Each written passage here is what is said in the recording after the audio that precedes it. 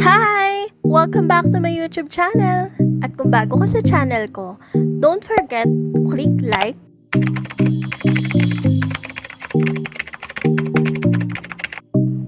and hit the subscribe button.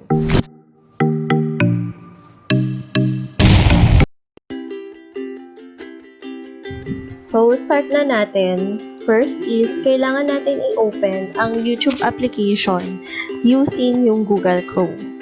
So, punta tayo sa Google Chrome. And then, YouTube.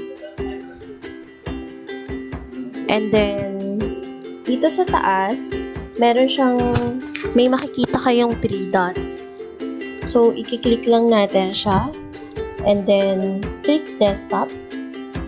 So, magiging ganyan na yung itsura niya. So, para na siyang yung normal desktop or yung normal na view na nakikita natin sa desktop. And then, next is, kailangan natin na i-click yung picture natin sa top. And then, click the YouTube Studio.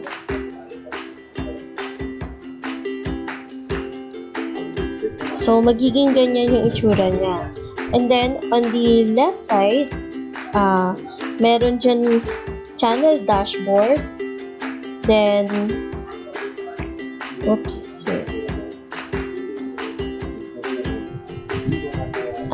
channel dashboard.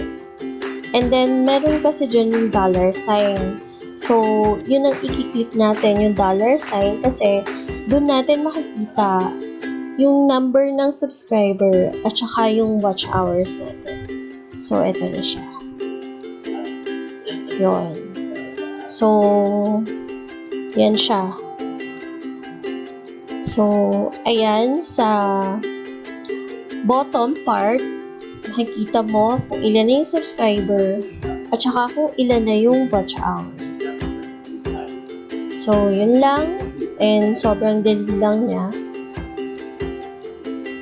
So, that's it.